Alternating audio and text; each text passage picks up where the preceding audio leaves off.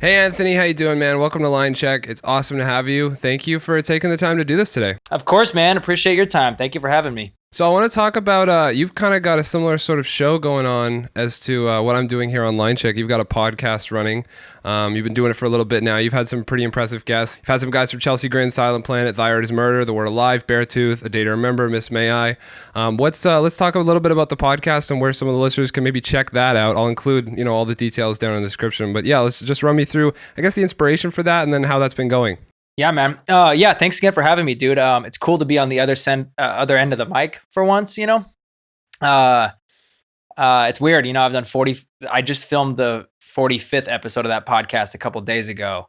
And I think I've always liked podcasting. I've always thought it's an interesting medium, and because it's long form. And what turned me on to podcasting was the fact that you could hear long form, normal conversations between a couple people that you wouldn't necessarily see in an interview when they're talking to media or whatever.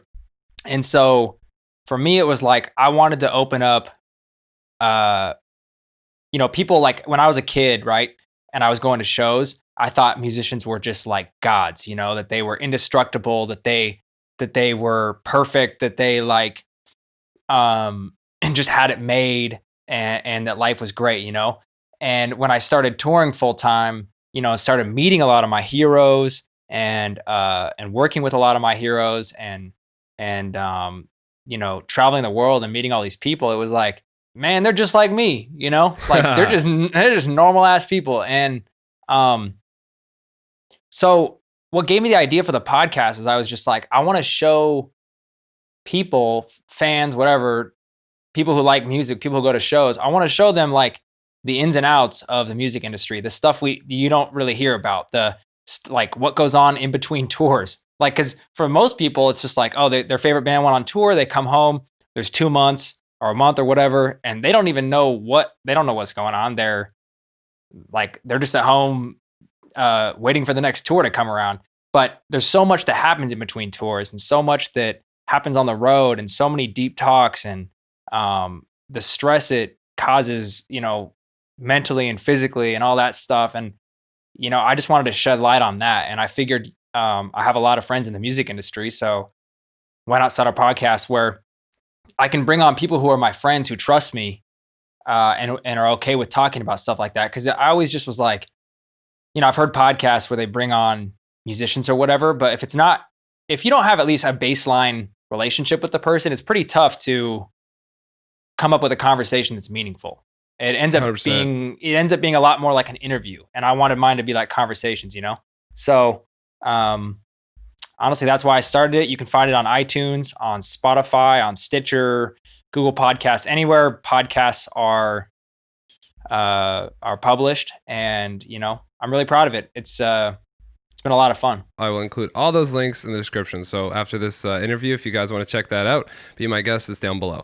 So I like to start with these, as we mentioned before, I like to start with these with what you're currently up to. And I guess we kind of just talked about the podcast thing, and I can imagine that's playing a big role in your schedule right now, just considering the fact that there's no real tours going on because of COVID and all that we're having to deal with. Just before COVID happened, and then adjusting to not having the same, I guess, as many opportunities for road stuff, and how has the adjustment been for you? And then what did you have to get used to, I guess, from not being able to, interact with musicians in the same way that you were used to before this?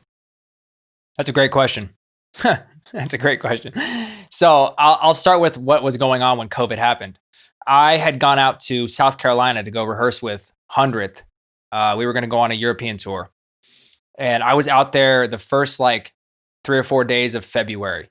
And at that time, the word COVID or coronavirus had kind of floated around a little bit, but no one had really, nothing was really that serious in Europe or the United States. And I went over to a doctor office in South Carolina and got a mask because I was like, I don't know how this shit works. But I feel like wearing a mask through the airport's probably smart. And honestly, I get sick almost every time I fly anyway. So I was like, it wouldn't hurt to wear a mask regardless. I hate airports, man. I hate flying, to be honest. I'm not even scared of flying. I just hate it. Like it's so boring. And it's so like, I feel like it takes time off your life. If you ever done like a 15-hour flight, man, like you really like learn some shit about yourself, you know, when you're sitting there for 15 hours. But, so we went out to Europe and the tour was going great. And we were like 3 days out from playing Milan, Italy. And the promoter hit us up. He's like, yo, you know, don't come through. Show's canceled. Milan's shut down. That's when Milan shut down. Everybody heard about that. So we were in Germany. We had an extra day off in Munich.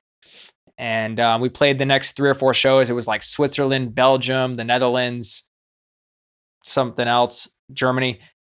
Flew back. I landed in the US. I landed in LAX March 1st.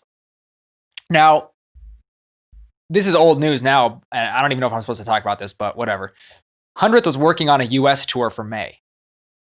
So theoretically, I'd be on tour right now. It wasn't in the books yet, technically, but I saw all the dates. I saw the holds on the venues. Like, it was probably going to happen, and that got canceled. And then I was supposed to go to Europe again with Hundredth next month to do a bunch of festivals and do another European tour, and that got canceled. And then a couple other artists I work for were working on some tours toward the end of the year, and obviously all of it got canceled. So to answer the question, it has been, I don't know, it's weird, man. You come home from tour and you're ready to relax and stuff.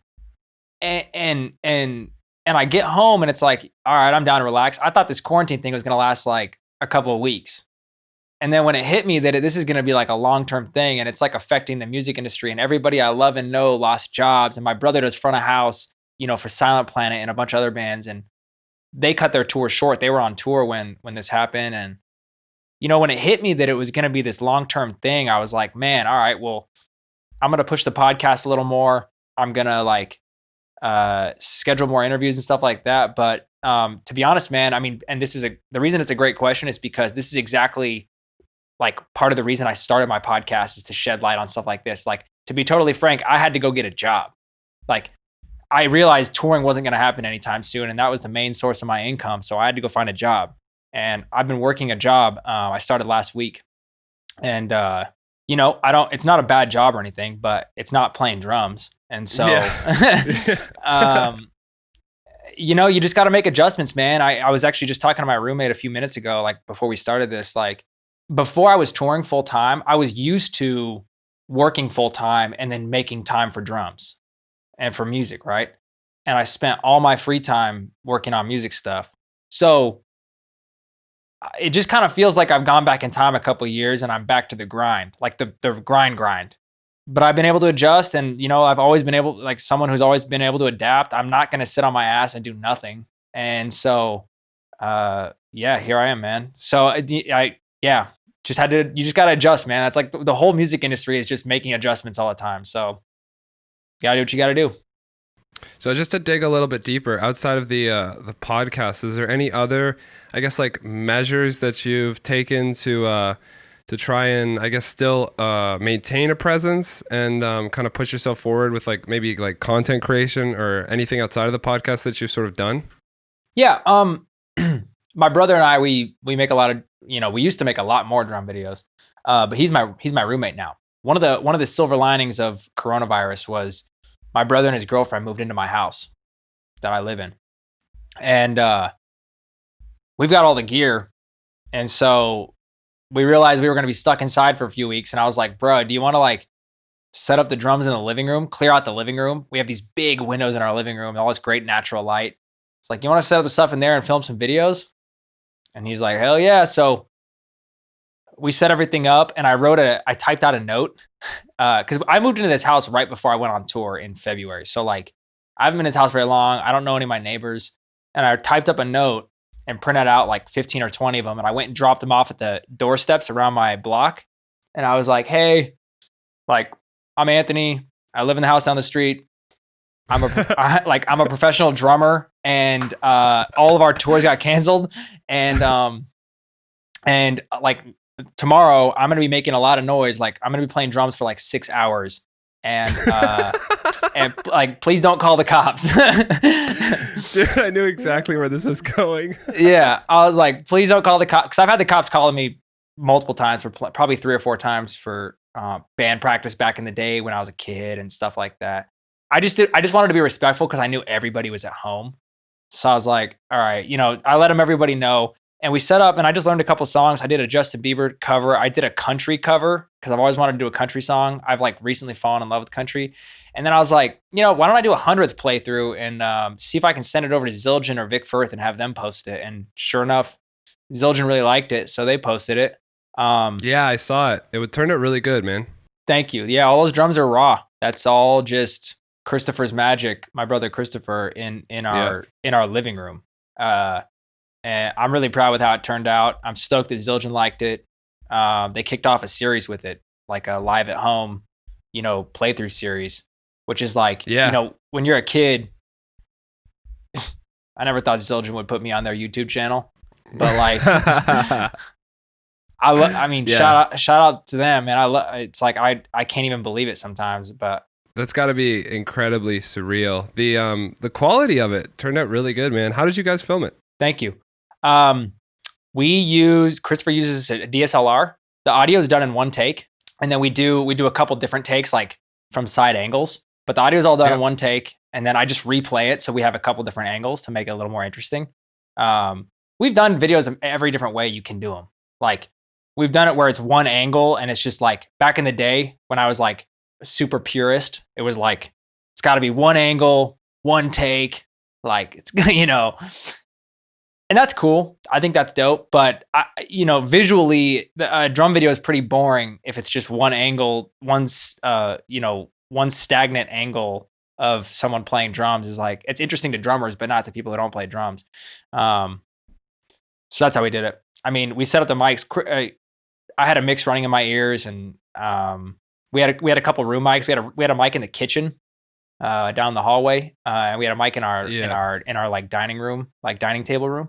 But yeah, man, Christopher's been making some tutorial videos on like how we mic the kit and everything. If you want to check his channel out, and it's been dope, man. It's we're working. I'm working on learning a few more songs because I'm just like, there's no tours coming up. Like, got to make some drum videos. I might be doing some studio work here soon. Again with Sam Pura, but we're talking about some stuff. But other than that, man, things have been put on hold and it sucks. Your brother's really incredible at audio. I actually, before I knew about you, I found both of you on social media, but I actually discovered him first, and his mixes just blew me away because I saw some of his videos at the kit, and he's just killing it, man. I know, it's super cool to see. Super cool to see you guys teaming up like that and getting some videos out. The other thing too is my process is the same. Like I do audio separate, and then I own one good camera. So, I do everything on that camera, and then you just move it around and get the separate takes. And right, yeah. Chris has always been, our whole lives, he's been kind of the more like technical one of the two. Mm-hmm. We're best friends. Him and I mean, we talk about everything. And I picked up drums first, and he picked up drums second. But he's always been the person I've looked to if I have like a computer issue or like I can't figure out why some audio interface is not talking to a DAW, or just like Chris has always been really into the technical stuff, and his mind just works that way. He's a lot more analytical. He's less emotional. I'll fully admit I'm a more emotional version of him. Like I'll get angrier faster and I'll get happier faster. Chris stays in a he's very calm, cool, and collected. And man, if I tell you one thing, I've worked with some amazing front of house engineers, and some amazing monitor engineers. Chris's workflow and the way the kid is way underrated. Like, guarantee you, Christopher will be mixing arenas and eventually stadiums one day. I really believe that. The kid is so smart and he's so good. And, when you sit down, when you're used to if you're focusing on playing drums, right? The last thing you want to do is being spending way too much time dialing in a mix, right? Chris, 100%. When we set up the drums in the living room, that was the first time we'd ever set them up in the living room, right? He mic'd them up, He's like, give me 15 minutes.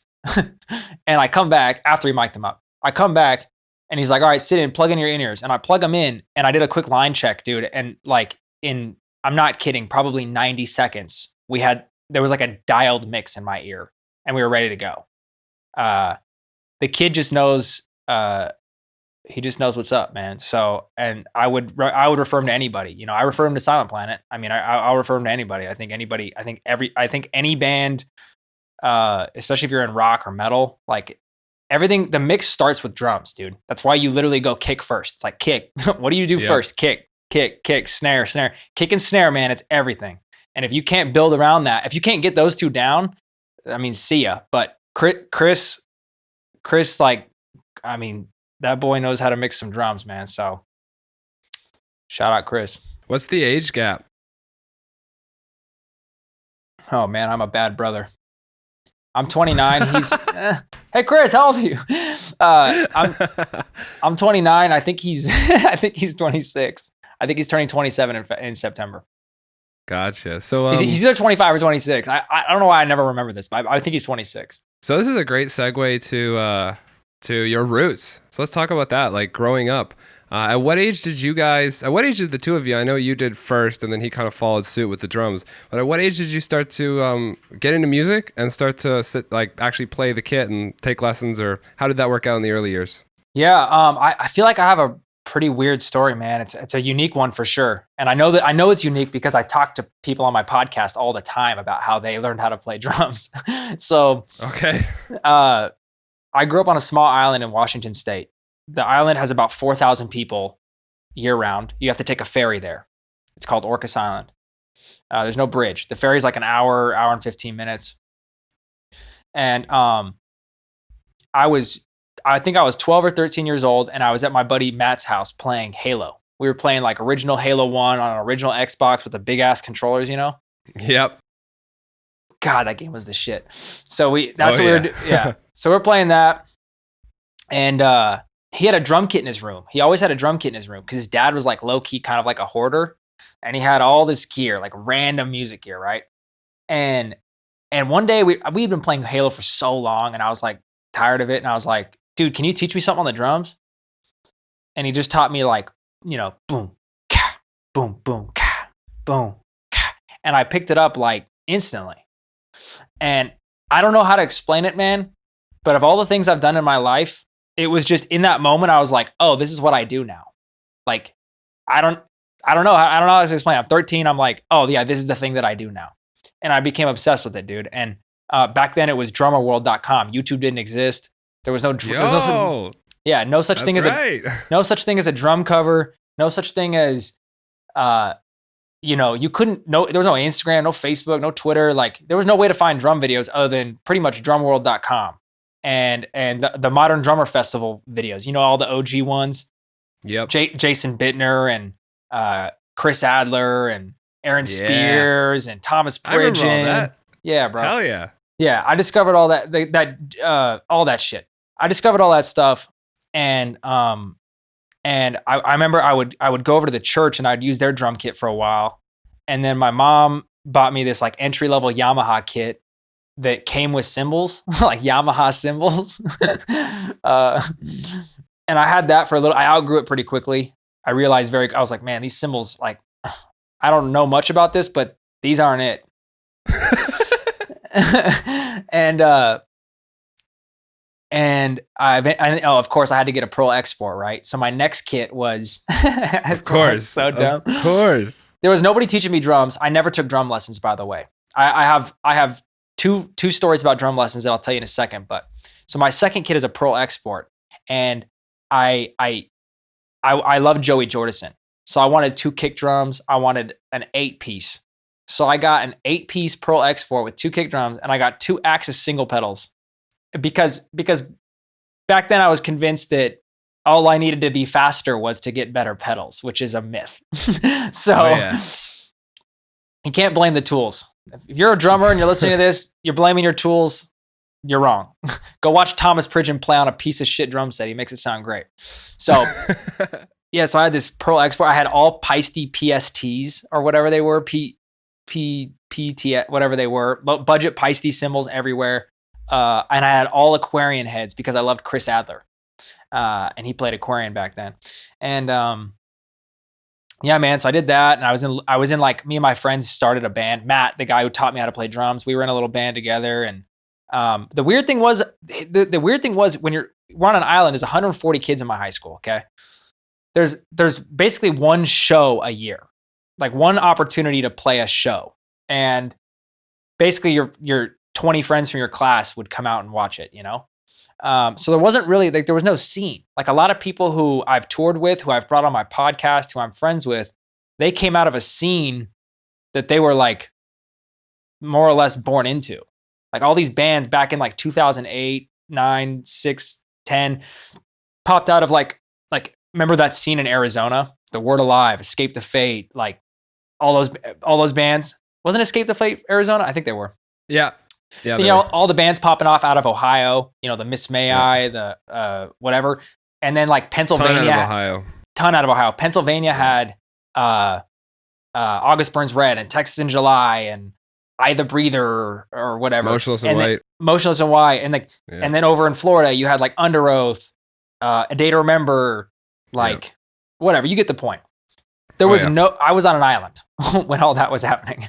And then, so the first time I ever had a drum lesson, I was in a guitar center in Seattle and I met this guy who taught drums, and my mom ended up paying him for a drum lesson when I was like maybe 15. And I remember like I think I learned something, but I was like, I don't know. I just didn't really have that much fun. He didn't make it fun. And to me, it's like drums were always just supposed to be fun. Right. So I did that. And then I went to a rock and roll band camp. True story.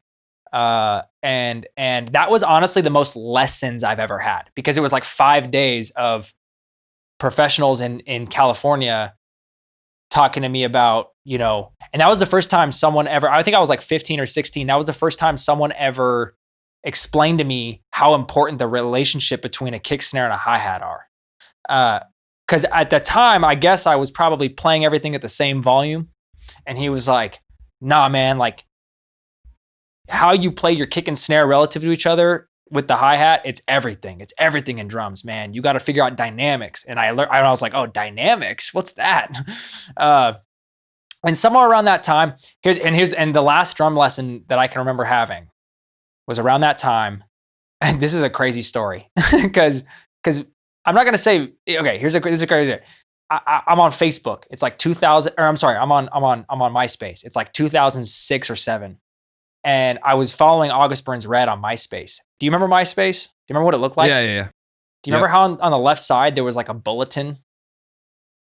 It was like the first version of like a feed. It was the first version of a feed.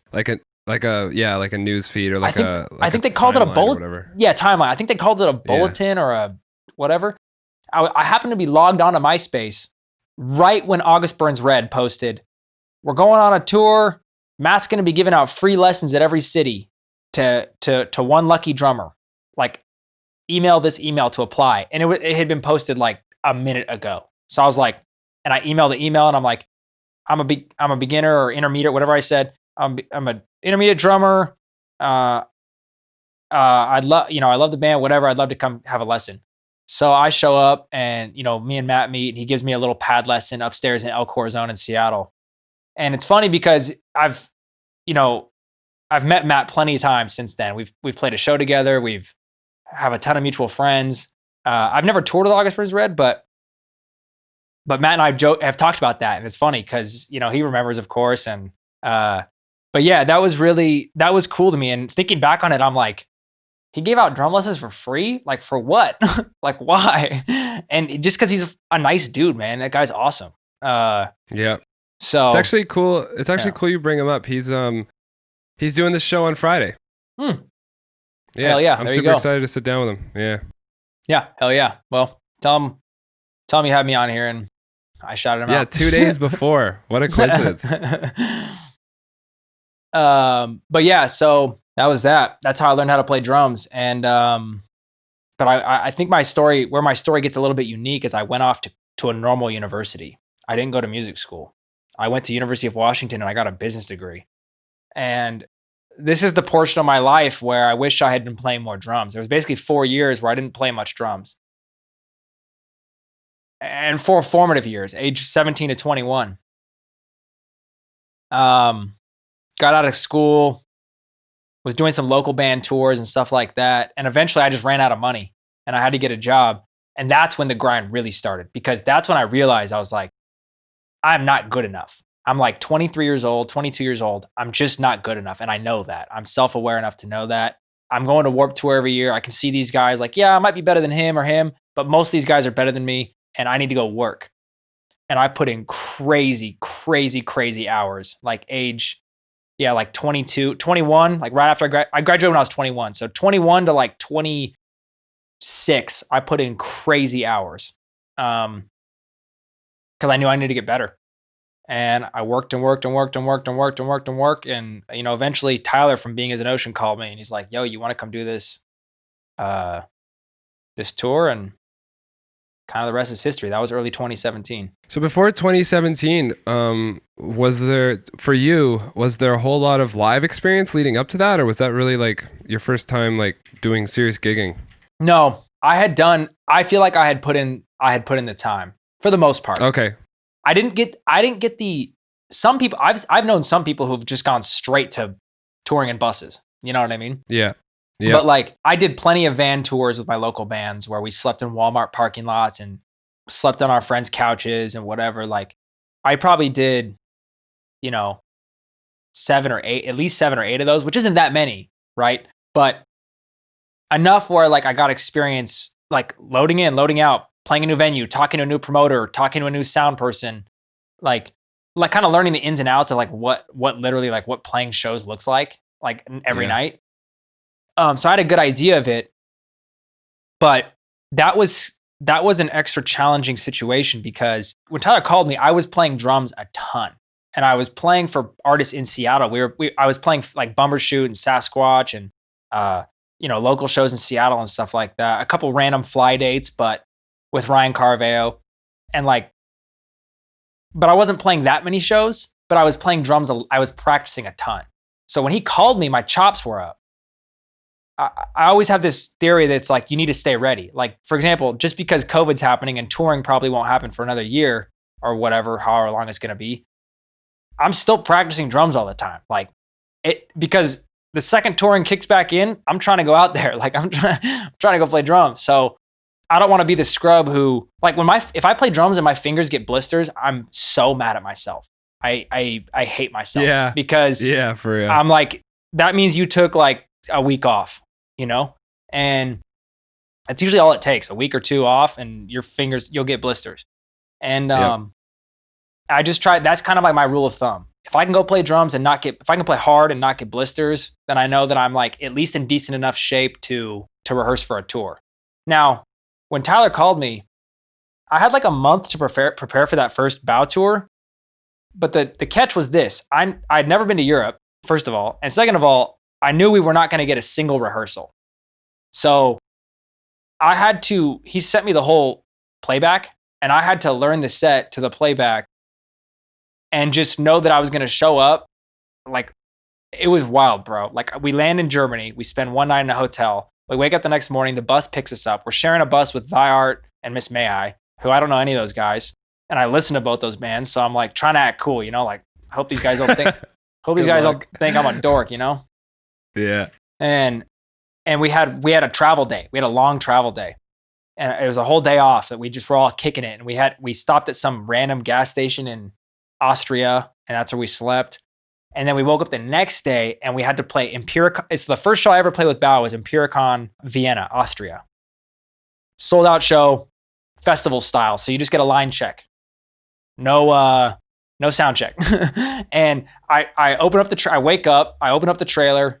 I wake up in the bus, I come downstairs, I open up the trailer and I pull out the rental drum kit, the backline kit that I requested at DW Collectors with Remo heads. I brought my own cymbals and sticks and all that stuff. I did not bring my own snare though. So they gave me this like Ludwig snare that actually ended up sounding really great. So I pull it all out. I tune it up, get it set up, and I'm like, man, we're gonna have like a 20-minute changeover, and then I'm gonna be playing these songs that I've been rehearsing for the last month in my room in my house. And I was scared. I'm not gonna lie. Like I was tripping about that. Yeah. And I'm sitting up in the green room upstairs, like listening to the songs and just trying to like get my mind there because I'm on like a different time zone. I'm in a new country, new venue. Everyone's speaking German. Like it was wild, man. It was wild. And the show went great. The downside of the show was I blew my finger up, dude. Like I nicked it on my hi-hats like 6 songs into the set, and it bled worse than any cut I've ever had on my finger while playing drums. Blood was just spraying everywhere, dude. Like all like over off your knuckle kind of thing? What's that? Like off your, like where? Like off like yeah, so my left digits? my left knuckle skimmed my hi-hat. Like just barely nicked my hi-hat, and it sliced it open. Completely sliced, like a deep cut. And blood was just everywhere, bro. Every time you hit the snare, blood was like I could, and I'm like trying to focus on playing these songs for the first time live. Like let alone thinking I'm like playing this show. There's 1,000 people there, and I'm like, this is the first time I've ever played music in a room with Tyler, Joel, Ralphie, and Michael. And here we are at this show, like playing a show. And I hope I don't sound like complete dog shit because I don't know, it feels fine, but who knows? And meanwhile, my fingers spraying blood everywhere. The show went great. I didn't make any mistakes, thank God. I get off stage and there's blood all over my hi-hat pedal or my like hi-hat stand. It's on my cymbals. It's on my heads. And I'm just embarrassed because I'm like, this isn't cool. Like some drummers think that's cool that they like blew up their finger. All that means is that you missed a hit. Like that's not cool. That means that you mishit something. It's bad technique. It's a bad hit. So I don't think it's cool and I was embarrassed, to be honest. I was trying to hide it. I was like trying to wipe it up. Like, I don't want them to see that I've bled everywhere. Like, so the next day I wake up, dude, and my finger is so swollen, bro. It was so swollen. It hurts so bad. I squeezed some pus and blood out of it. And I borrowed some super glue, from someone and I super glued my finger shut and I taped it like with like gaff tape. Because dude, you're not going to believe day 2 of the tour was in Empiricon Leipzig, which is like 13,000 people.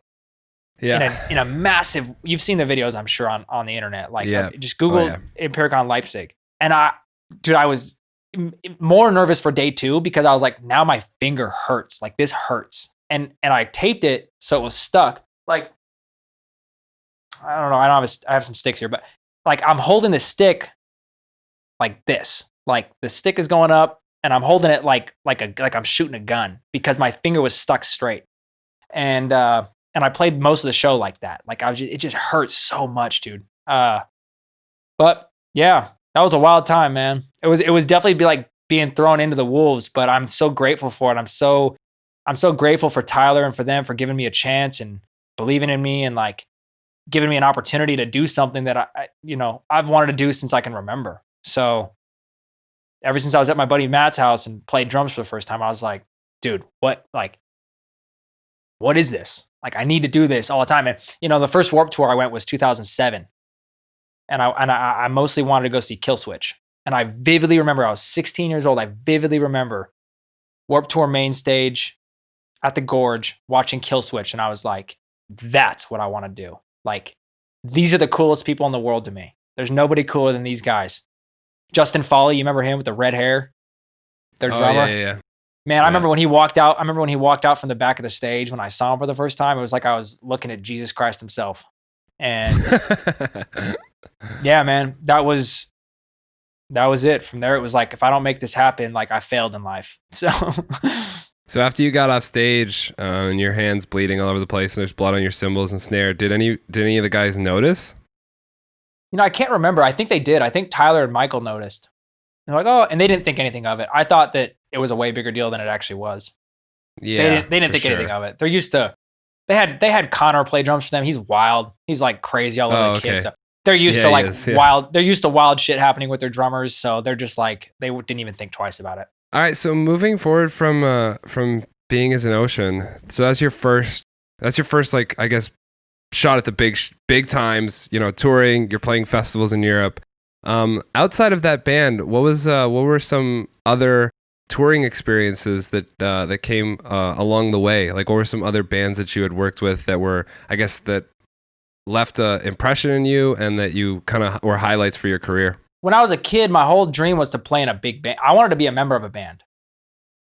I wanted to be a member of a big rock band. And that's just not how the cards like played out for me. It's just not what ended up happening. And I realized that not yet at least. I realized my skills lie I think this is because I'm self-taught, because I'm like 99.99% self-taught. And I've done so many drum covers. I realized my skills lied in learning other people's songs quickly. And every session musician will tell you, like, that's pretty much par for the course for a session musician. You got to be able to learn songs quickly. So when Bao hired me and they were like, hey, we don't want a full-time drummer. So go ahead and look for other gigs. I was like, all right, so I started making friends, and somewhere along the way, I became friends with the Falling in Reverse guys. I was buddies with their guitarist Christian at the time, and that's a long backstory. But him and I met Ronnie through that, and early 2018, I had just gotten off a tour. I was out in Europe with Stick to Your Guns and Silent Planet with Being as an Ocean. And I get back from tour. Things are going well. Like, this was my third tour in the back. Actually, no, hold on. I did. Yeah, I did. With Being as an Ocean, I did Europe, Warped Tour, Europe again, Australia. So I'd come off of Australia. January 2018 was Australia. And I came off that tour and I was like, all right, things are cruising. Like life is good, but Bao doesn't have another tour until the summer as of right now. So I kind of have some time off, and I hate that. And coincidentally, Ronnie texts me and he's like, yo, you want to come do this tour? I'm like, what tour? He's like, oh yeah, opening for Papa Roach and A Day to Remember. Like, and he sends me the ad mat, and I'm like, yeah, bro, of course. What do you need? And so I start learning the songs. I sent him a video. He was like, can you send me a video of the set list? And so I made a video of the set list. And it was funny because I was living in Washington at the time, and my practice space was a storage unit, like a normal storage unit. And if you plug in a space heater, it shorted the power in the whole building. So like you couldn't have a heater in there. And I remember that week that I was learning these songs. You know when you pull up Snapchat, it tells you the temperature. Like, there's a temperature thing, or Instagram. Oh yeah. Back then I don't have Snapchat anymore, but pull it up and it would say like 33 degrees, 34 degrees, 32 degrees, 35 degrees. And I'm in literally like Under Armour leggings and a hoodie and a beanie trying to learn these Falling in Reverse songs. But I was like, you know what? If I can learn it in these shitty conditions, like, it'll be easy to play in a venue. Anywhere. Yeah. And I sent him a video and he liked it. And I flew down to LA, had a couple days of rehearsals, and we did that tour. And that was definitely a career highlight because, I had never done an arena tour at that point. And I haven't done another one since then, but like, playing arenas is,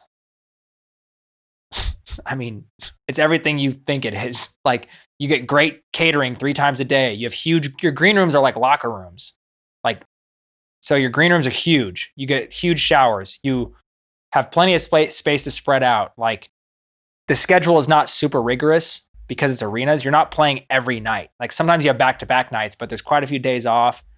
And man, we had a lot of fun. And then after that, I've toured with Ryan Caraveo, and he's like my best friend.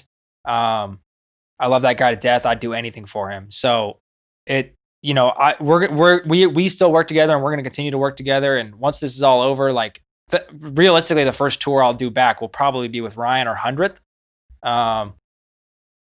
So that's where I'm at. I've had to turn down some tours along the way. I've had to make decisions, like choose between tours, but these are good problems to have, Absolutely. Yeah. I think the most unique one, though, the most unique tour I've done up till now was I got a call last year, like maybe in August, from a tour manager that I knew. And he goes, hey, I got this Australian artist called Allday who needs a drummer for an American tour. Like, you want to do it? And I was like, all right, I look him up. He's huge and massive in Australia. And he's trying to grow out here in the US, And that was unique because I had to learn 11 or 12 songs for that and then show up. We had 1 day of rehearsals in LA and then we left for tour. And the reason that was unique is because I didn't know anybody in the touring package. The only person I knew was that tour manager, and he didn't even end up working the tour. So I knew nobody on the tour. Wow. Yeah. We had, and we only had 1 day of rehearsals at Mates in LA. And that was a challenge, man. That's where you get tested. Like, that's where you get really tested. It's like, okay, how good are you? Can you get into a room with strangers and do 1 rehearsal and make them comfortable enough to want to comfortable enough that you're about to fly over to Chicago and start a tour and it's not going to be like a complete mess. What genre was it? It's like pop rap, like alternative rap. Gotcha. And another thing that was crazy about that is the opener, Japanese Wallpaper, who's so dope. His name's Gab. Shout out Gab. His management emailed me the night before our only rehearsal. And he's like, yo, Gab's bandmate got stuck at customs. And sent back to Australia. Can you learn these 6 songs? Oh, damn. So I'm not kidding. I learned those songs on the flight over to Chicago. And then we landed in Chicago, and him and I Ubered over to a rehearsal space in Chicago and like barely squeezed through these 6 songs, 7 songs, whatever it was. And then the next day I had to play 2 sets. And I spent the whole tour playing 2 sets. But like I said, man, like I live for challenges like that. Like that's literally everything I've worked for. So when that kind of thing, or when those kind of challenges arise, I'm like, bring it. Like I thrive in that environment. Like I want it to be difficult. I want it to be challenging. Like it's going to give me a headache. It's going to stress me out. But like, like what else am I living for? Like I literally have dedicated my life to this. So let's go. The more shows, the better. The more challenges, the better. When stepping into arenas for the first time, you mentioned some of the differences and some of the things that you had to get used to, and also, I guess, privileged to experience. But outside of what you brought up, as far as the actual performance went, was there anything you had to get used to? I mean, you're a drummer, you're sitting at the drums, whether you're in a practice space or you're on any kind of stage. I mean, there's variations, but at the end of the day, you're still sitting behind the kit. But was there anything specific you found, like sound-wise or performance-wise, or just maybe like even the hype around going onto an arena stage compared to some of the other stages you were used to? One of my favorite parts about playing shows, one of my favorite feelings in the whole world actually, is like the 5 minutes before you go on stage. You get this, I don't even know how to describe. I just get, for me, if it's a big show, if it's an exciting show, I get this feeling of like fulfillment, a little bit of nerves, adrenaline, and this mixture of everything. It's like all this stuff I've worked for, and like we're about to play this show, and these are my brothers, and like we're about to go to battle together. Like we got to be out there for a while, depending on what the show is. Now our set list was only 30 minutes on that arena tour, so for me, physically or like playing wise, it wasn't crazy demanding. Some of the songs were hard, of course, but 30 minutes isn't too bad. I knew I just had to get up there, do the thing. Next thing you know, the show's over. The things that made it unique were like, well, here's one thing. When you're in the guts of an arena, you don't really have cell service. So you got to pay attention to the time, and not be late for the show. The drum riser I was on, I was on a 3-foot riser. Okay. I've played on many drum risers before, but for some reason, I think this was the tallest one I'd been on. 3 feet, it doesn't sound like that much, but if you think about a drum set starting at 3 feet, like that means it's the drum, that means that the kid is taller than you, way taller than you. It's probably 6, 7 feet in the air. And so when you're standing next to the riser shakes a lot. A 3-foot riser shakes like crazy, man. It's like a roller coaster. So I remember the first show, that was when we sound checked, that was the first thing I noticed. I was like, oh shit, like this thing moves. As far as the actual performance goes, there's 0 wedges on stage. So there's no stage volume. except for drums. We would use side fills if the venue had side fills, which most of them did. So we use side fills, but like, so you can kind of hear some of that, you know. But if you're wearing wearing ears, and dude, you're just in your own world, man. Now I had a stereo mix that, you know, so like, for example, if I'm sitting here in the middle, stage left, rest in peace, Derek and Zach on stage left, you could hear it. You hear it in the panned left, right? And then come to the middle, you hear Ronnie, and then all the way right, you hear, at the time it was Christian. So it was cool, man. And then like, if you play your kit left to right, you had hi-hats all the way to your right. You know, I had 2 floor toms. You know, my second floor tom, my 18-inch floor tom was all the way panned right. And that was really dope. That was just something that, you know, our monitor engineer, like, he was like, do you want to do this? Like, it'd be kind of cool. It may sound cool. Like, I was like, yeah, let's mess around with it. You know, I'm not picky about my mix. I think if you're picky about, you can't be that picky about your mix, man. It's like, it's going to be a little bit different every night, but you do your best. But if I can hear a click track, I'm good to go. As far as challenges go, the stage, the physical size of the stage ended up creating some problems. We had some radio frequency issues at one of the shows, just because there was like something in between, because I was like pinned between Papa Roach's production. My drum set was in the middle, right? Like center stage, and then to the right and left of me is Papa Roach's production that goes up. And I guess one night, it was in New York. It was we're like a couple weeks into the tour. The show's going great. Everything's chilling. I've got the parts dialed at this point. We're playing the Hammerstein Ballroom, which is like a legendary venue. It's way sold out. Like, such a sick venue. Probably the sickest venue I've ever played. And I walk out, we're all standing side stage. I hear the intro track come in. I'm the first person to run out. I run out and I hop on the riser and I hear, oh God. And I'm like, oh shoot, here we go. And I hear the click come in, but barely, dude, barely. And it's because it's going, you know?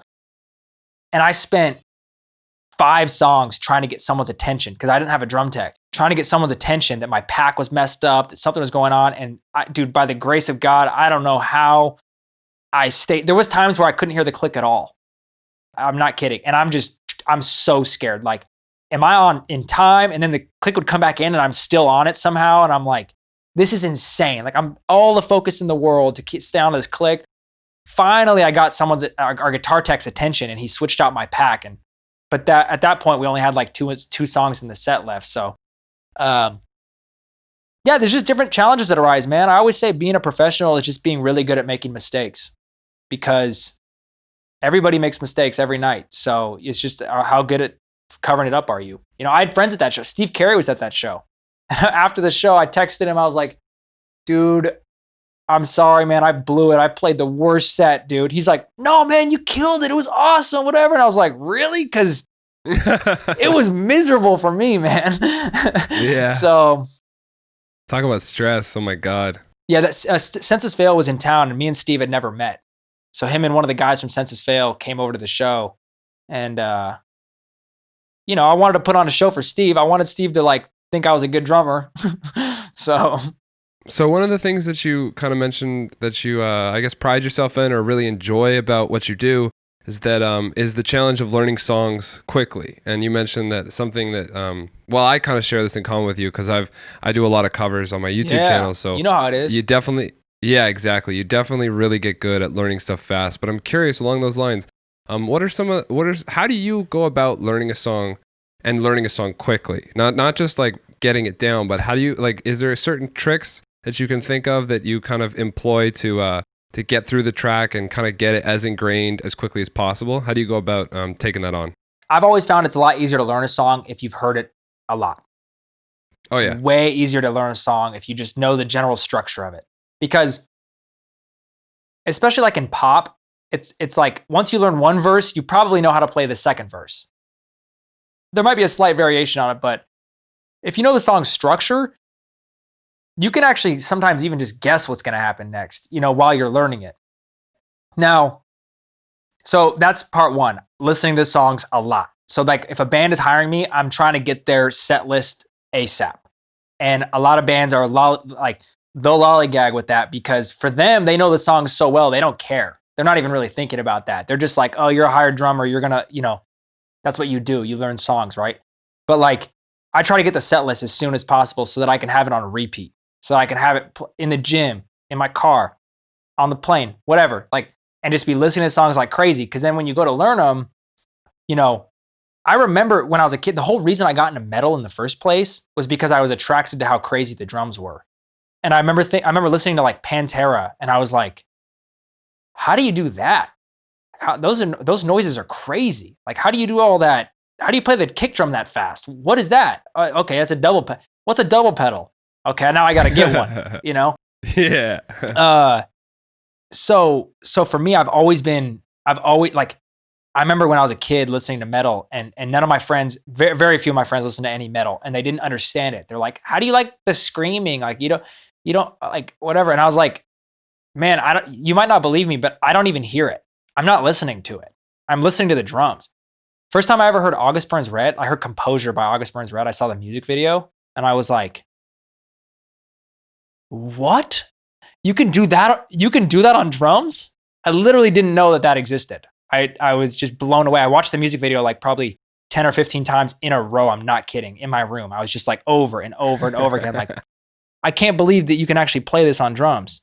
And that's what opened me to the world of metal. And so when it comes to learning songs, I've always just been so used to hearing the drums in a song. I'm always like hyper focused on the drums that, you just listen to the song a lot. You can kind of guess what's going to happen next. But as far as learning it goes, I usually go section by section. It's as straightforward as that, man. Like I listen to it.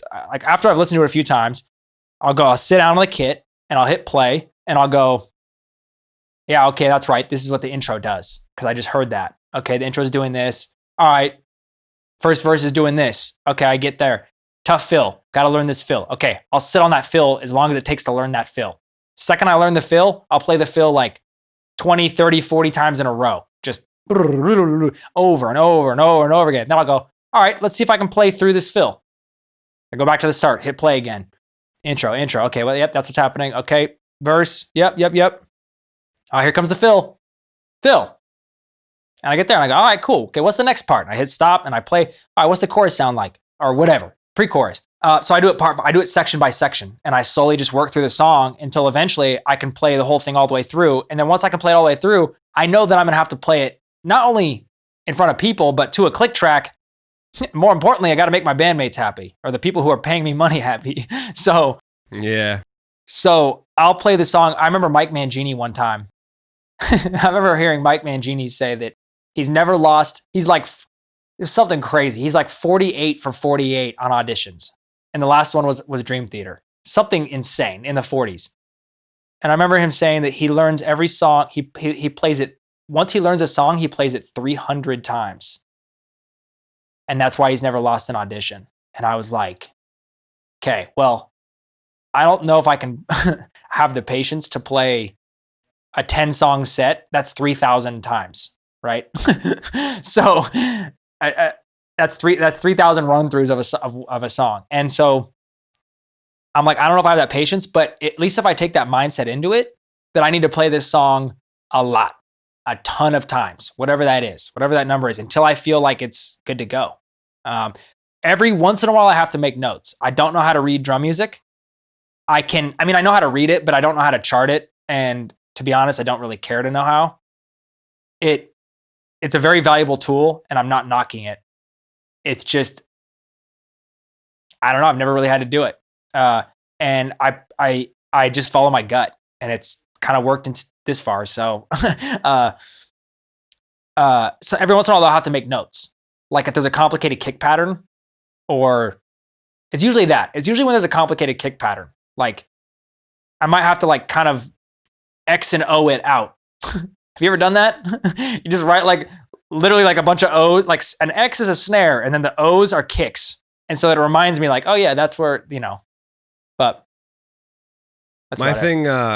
My thing is MIDI. I would try and write stuff out on paper, and in the early days of learning tracks when I was doing like a lot easier songs, like Boulevard Broken Dreams, Green Day, like Paramore or whatever, I was writing like more like standard notation, cause I understood the basics a little bit because I did a little bit of lessons.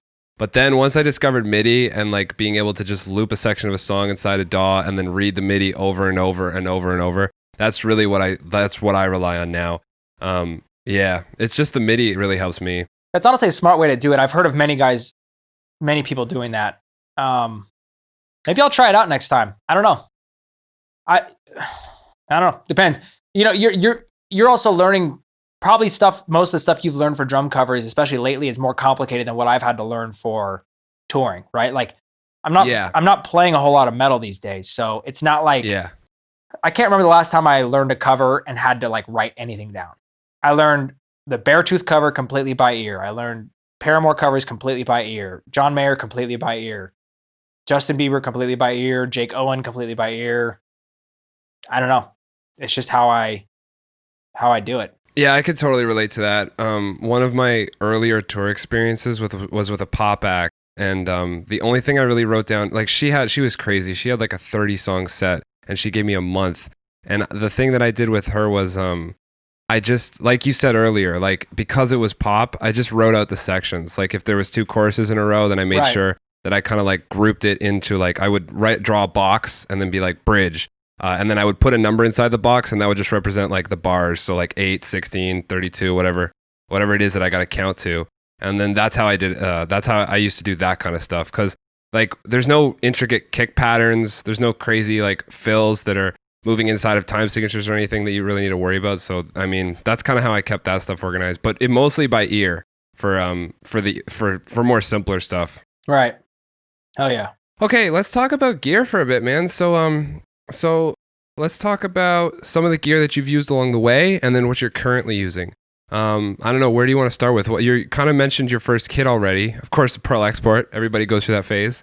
What was the first kit that you had that you couldn't walk away from, that you just, you know the feeling where you leave the room, but then you come back in, turn the lights on, take a look at the kit, and then walk out again? Yes.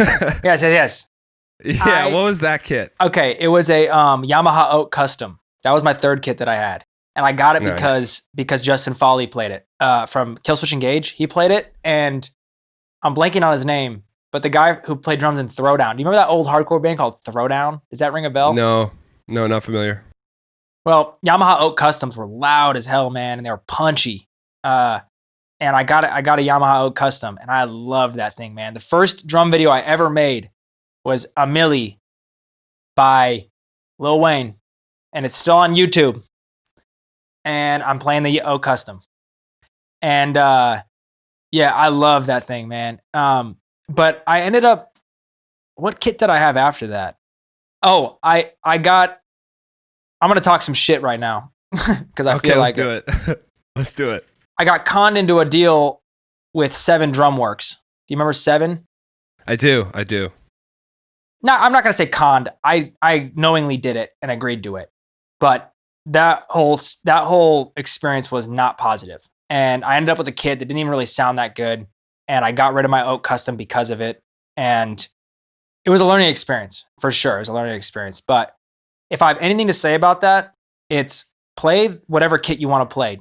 Endorsements don't really...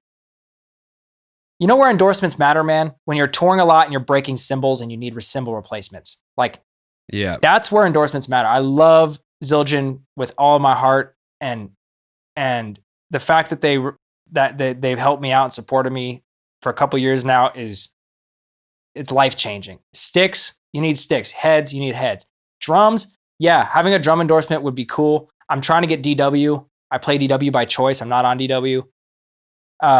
There's a bunch of other great brands that I would totally play as well, you know. Tama, Sonar, Gretsch, Ludwig. Like, lots of companies make great drums. But if you're just going to go for some, like, random custom drum company that's just using, like, Keller shells and painting them, yeah, don't pay $2,500 for that. Because I have a DW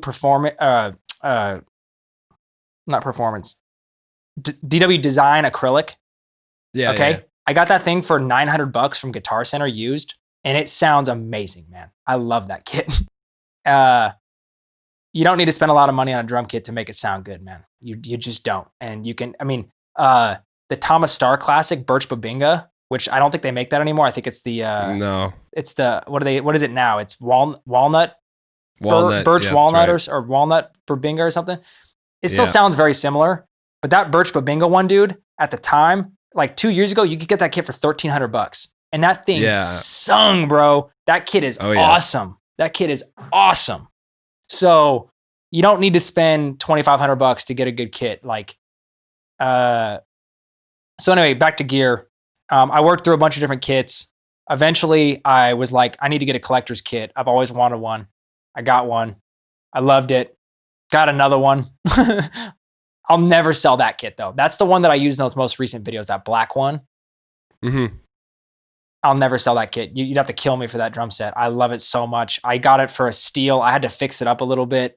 It's like got dings all over it. It's like, I love it. It sounds amazing. The kick drum, dude, the 24x16, it just hits, dude, it thumps, man. And it's so easy to tune. So today, as of right now, I'm using Allday W by choice. I use All Remo by choice. I use Vic Firth. I just joined Vic Firth a couple months ago. Congrats. Thank you. And Zildjian. Been on Zildjian for a couple years. But yeah, I whenever I go overseas or like rent a backline kit, I always request DW. And if they don't have DW, I usually request Tama. Just because Nice. I love Tama's hardware. And honestly, the reason I was so attracted to DW in the first place was because of how dope their hardware was. Ever since I got a DW 9000, I was like, this is just the pedal. I love this hardware so much. And then I'm only down to one snare right now, dude. I have that 14x6.5 brass collector snare that is just Huge. a workhorse, bro. I can do anything with it. I can tune it down. I can tune it up.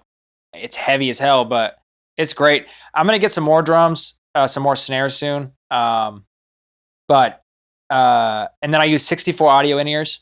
I'm on their roster. They're dope. I love them. What other gear-wise? That's about it. I guess I can hit you with a question about the gear. One thing you brought up was the acrylic kit. And I have a friend, the drummer from Secrets, Connor Allen. He plays that acrylic, like DW kit. And one thing that him and I talk about a lot is that the acrylics really, they really wear well because it's not wood. What of the gear that you've owned through the years and that you've brought on the road and it's been part of your backline, what's worn really quickly, and then what stuff has sort of held up test of time kind of thing? That's a good one. The snare that I have, I've gone to hell and back with that thing, man. Like, I took that on Warped Tour, and we had there was like crazy flash flooding. Because at Warped Tour, you set up your gear behind the stage under the tents, right? There was this crazy flash flood in Atlanta. And I'm telling you, dude, I've never, like, in 2 minutes, there was the whole ground was a puddle. It was the hardest rain I've ever seen in my life. And my drums were sitting on the ground. They weren't set up on the rug yet. So that was a good part, but they were just kind of set up and, kind of mixed and matched. And I was like, I was under the tent and I'm like trying to stack drums on top of each other so that everything doesn't get rained on. And I had a maple collector's kit on that tour, and probably not a good idea to bring a collector's kit on Warped Tour. Yeah. But to be honest, it's kind of a flex too.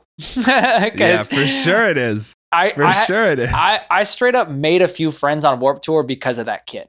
I had drummers from other stages walk up to me and be like, bro, can I come see this? Like, I saw that for, whatever. Like, it's so dope that you brought that out here. That's crazy. So yeah, I had that. That's really my DW 9000 double pedal and single pedal have both been through hell and back. And I've never broken a beater. I've never broken I've never even broken the slave arm or whatever. I don't even know what it's called. I know what you're saying. I don't know what it's called either. I don't know what that's called. All my DW 9000 hardware, all the stands, some of them are like 8 years old now, and dude, they work perfectly. a good friend once told me, buy nice or buy twice. And when it comes to drum hardware, just do it right the first time and you won't have to keep buying it. You know, yeah, they're $180 a stand or whatever, but That's something I talk when I like the students that I have that are, you know, they hit me up and want to know like this or that.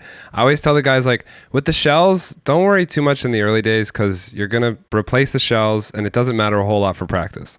But the two things that I always recommend you just get out the gate is that obviously like the most the highest quality of hardware like stands like DW9000 if you can afford it, because it's not a breakable. They're going to last forever. You're never going to have to replace it. And then the other thing I always say is the pedals as well, because the pedals are an extension of you. So like you want to learn on something that is going to be the same feel throughout the career is like, I don't know. That's how I look at it. It's those two pieces. Everything else, like the cymbals, you're going to break them. The shells, you're going to replace them. But it's the hardware that's so important. I would also say that, you know, I don't know if you're listening to this and you ever want to tour one day, you know, I didn't know this until I experienced it, but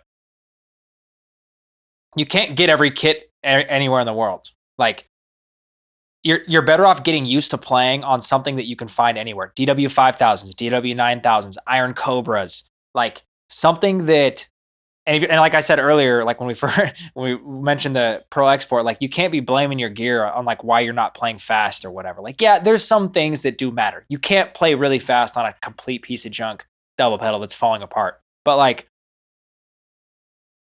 you know, I don't know. If you can't figure it out on a pair of Iron Cobras or a pair of DW5000s or 9000s, it's not, I promise you, it's not the pedal. So, but as far as gear that has like lasted the test of time, I mean, one thing that hasn't is in-ears. No matter what in-ears, I've used Ultimate ears, I've used 64, I've used Shure, like just the, you know, the universals, the 314s or whatever, 215s or whatever, 215s. Yep. Those ones held up the longest of any of them. Oh, really? Those are only like $100 or something. Yeah, but here's a great piece of advice for a young drummer. Your band says, hey, we want to start playing to a click track, which I'm sure, I don't even know what it's like these days. I'm not 16, but I'm sure if you're 16 and you're in a band, you're probably playing to a click track. Like probably everyone is. Yeah. So you're 16, you're in a band, and they go, all right, Johnny, we're playing to a click track now. You need to get a set of in-ears. Go over to Guitar Center and get the Shure 215s, which are now $100, I think. Because when I was a kid, I think they were $200, but I'm pretty sure they're $99. Get those. Get the Guitar Center warranty on them. That's like 2 years. Pay the $20 or whatever it is for the extended warranty, 2 or 3 years. The good thing about that is that those in-ear monitors actually sound pretty good. And a lot of people swear by them. Once your ears get used to them, they will stay in your ears. More importantly, if one of the ears goes out, if the cable gets rusty, if it stops working, you break it, you just can literally stop at any Guitar Center and they will replace it for you on the spot, the exact same one.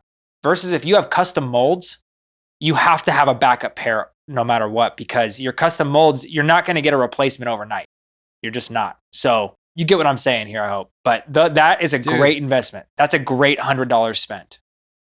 I have custom molds, and I have been in that exact circumstance because I have a toolbox that will go out with me when I go out, and I don't tour anymore, but when I used to, and in my toolbox I used to keep a pair of 315s, and there was one tour where the custom cable, there was something wrong with it, there was a short in it, so I kept losing it in the right ear, and I put in the 315s and we were good to go. And then later that tour, the 315 cable rusted out, and I went, and it was like I didn't have a warranty, but I had $20 and it got me like a cable to replace it, and I put the buds back in and we were good to go. There you go. I mean, I think that when you use a pair of really nice in-ears, you hear the difference, but it's not going to make a difference until you're playing big rooms anyway. Like when you have, like I was saying earlier, when you have no stage volume, if you're playing a pair of $1,800 in-ears and you have a dope mix in your ears, like you notice. But up until that point, man, I don't know. Use the Shures. My brother who does what he does and as good as he is at front of house, he still uses those Shure 215s or 315s or whatever to like reference his mixes. Because in his head, he's like, he'll have them and he has a pack like to reference, like for example, when he's mixing Alex's drums.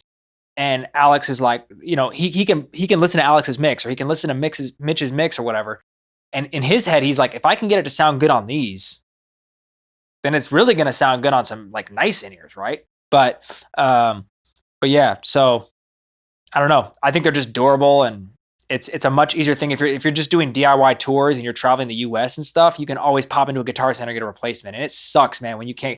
I remember the last show of the first Being as an Ocean tour I ever did. It was Empiricon Munich or something.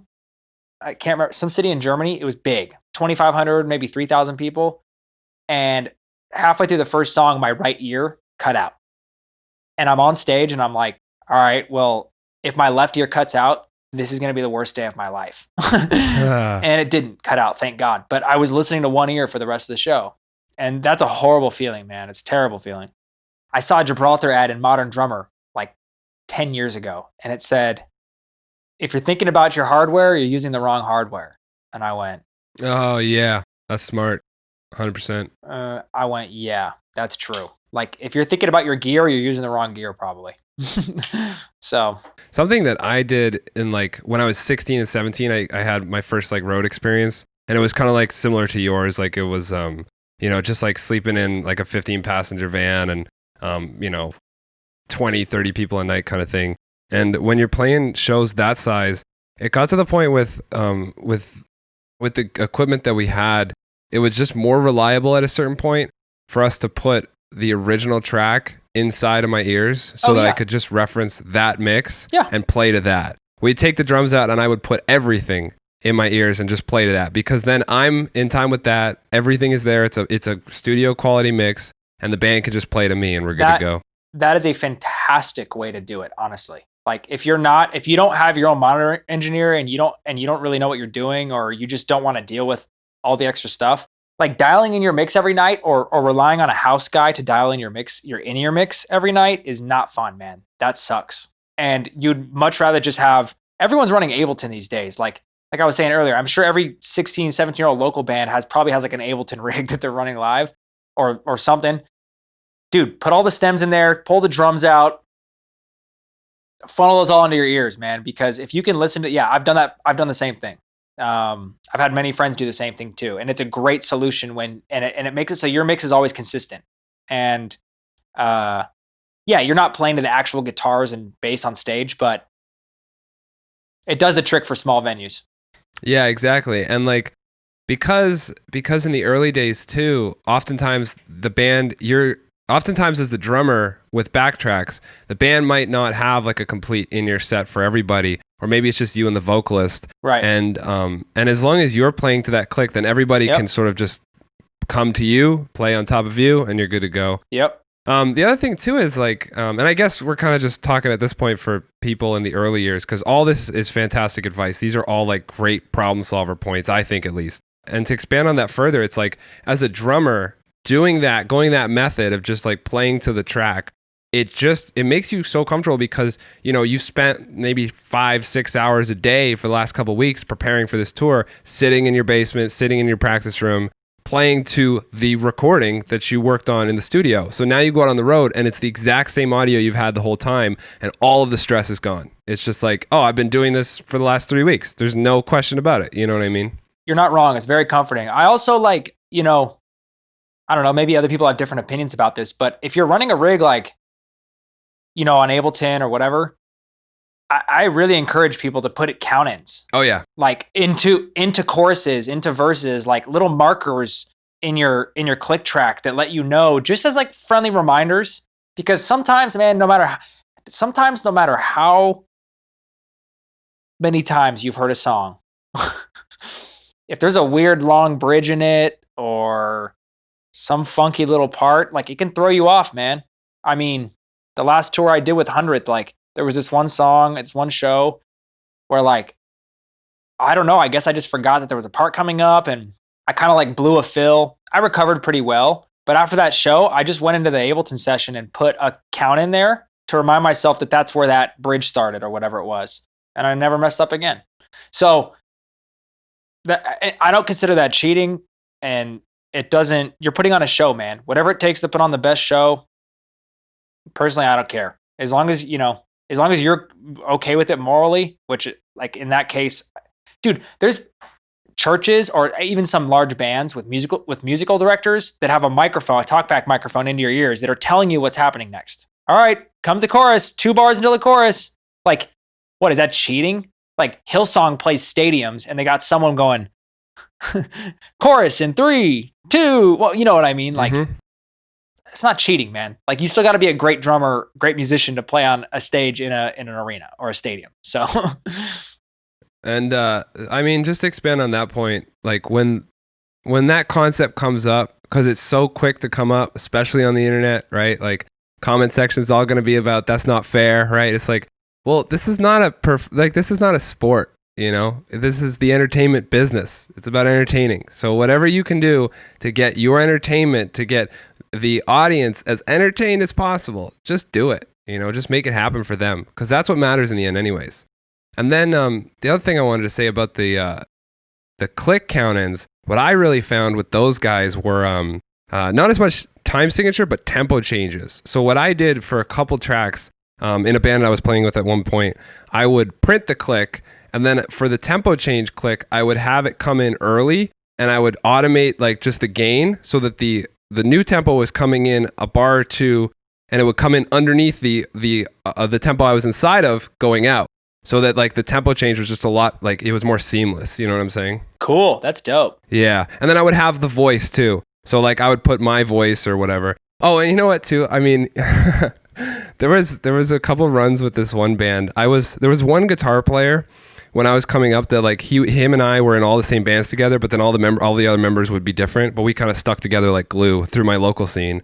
And he would fuck with me. He would put shit in the track to like, you know what I mean? Just to mess with me, just like call outs during the show and stuff. Yeah. Yeah, man. I mean, I'm a firm believer that there's no right or wrong way to do it. You can run backtracks 1,000 different ways, man. I remember the first time I saw amps turned backwards, back when most people use cabs. They were turning cabs backward, facing them like away from the stage so that you were getting no stage volume, and they would just mic them, People have done all kinds of crazy stuff, dude. Like to me, I'm with you, dude. I don't care. It's like if I'm in the crowd and it sounds amazing, I don't care how you made it sound amazing, man. I really could care less. Like, if someone's good or not. And honestly, if you're sitting at home and you've never played a show in your life and you're gonna try to like judge someone for having count-ins in a click track or like using auto-tune or something, it's like, okay, well, whatever. Yeah, exactly. Go out and play some shows. You'll learn. Yeah, you'll figure. You'll learn that everybody does that. So yeah, you'll figure it out really quick. The other thing too, and this is for everybody at home that's like debating these principles. Not even that there is much of a debate once you start doing it. Like you said, like you really start to figure it out real quick what works and what doesn't in those pressure situations. But like you got to remember that like the audience doesn't have a clue. Like us musicians, we'll overthink it all. We'll notice things. We'll point stuff out. We'll watch other performances and we'll realize how they're doing something, because now that's how we've sort of upgraded our production value in a way so that now we start to see it everywhere, those kind of things. But like the audience themselves, no clue. You could be doing every trick in the book, or you could be just off a stage volume. They're not going to know how it's being created. They're just going to know the end result. So get as close to as what you would want to hear as possible, and they're just going to vibe off that. Facts. And there's a magic to live shows that I fell in love with when I was a little kid that I've seen behind the curtains now. Yeah. But I still to this day find myself at shows going like, whoa, how did they do that? And I find that that's what I do, as I live for that. I want to learn about how they did that. And there's a magic to shows, man. If it's all like, there's so much going on behind the scenes, and so many technical little things and stuff that, you'd have no idea about, man. And until you go out and do it yourself, like you can't sit behind a keyboard and tell someone how they're supposed to play their double pedal or whatever. It's like, I don't know. Yeah. Or tell them if I it's don't know. triggered You know, or not, whatever that means. Yeah, dude, that is one of those things. If I ever played, bro, if I ever play metal again, like death metal or like fast metal for some reason, which I don't think I'd ever play it again, I'm getting one of those duelist pedals. You know what I'm talking about? No. What's the duelist pedal? I'm not sure. I'm gonna do this. I want to do this just to troll because I know it would piss so many people off. I wouldn't actually do this, but my inside my soul, I want to do this. Those duelist pedals, those ones where like the pedal, it strokes on the down, and then when it comes up, it also strokes. So one pedal, 2 beaters. Oh, down, yeah. I've seen those. Down, and they up, have down, a triple. They have a triple version. They do have a triple, but you get two single kick drums, and you have two single pedals. So each stroke is 2 strokes, up down, or like up down, or sorry, down up, down up, down up, down up, down up. So like this with your feet actually sounds like this. You see what I'm saying? So yeah. I want to see someone use those and some triggers just to piss everyone off, because that's how dumb I think it is. I really don't care if you can blast beat at 250 BPM. It's a useless skill. It's